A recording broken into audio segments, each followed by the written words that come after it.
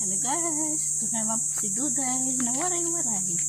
Ngayon po papakita ko po sa inyo yung dating pinakita ko dati sa inyo na mga tanim namin. Ngayon, kita ko sa inyo meron na silang may mga tubo na.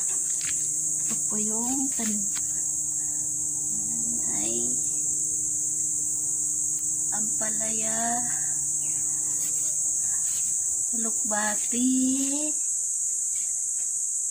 Yan po yung mga gulay na patapon na yung pinagkuhaan na ng dahon. Yan po sila tinanim. At ito na po yung kamatis.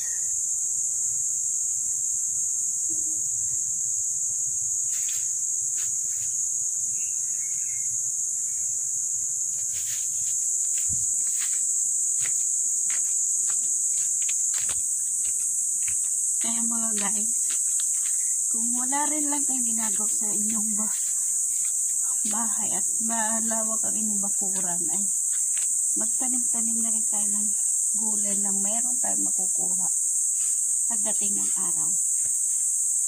Sakaling lumaki na sila, ay mayroon tayong makukuha ang sariwang gulay.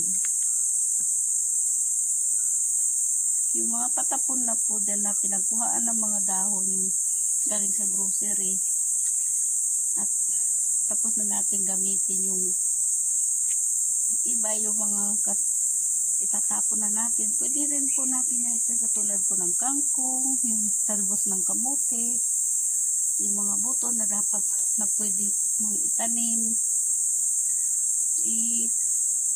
ano natin kahit sa paso lang, yung mga patapon na rin pong plastic na mga yung galon na plastic, lalagyan lang po ng lupa yun. At siyempre butasan din po natin para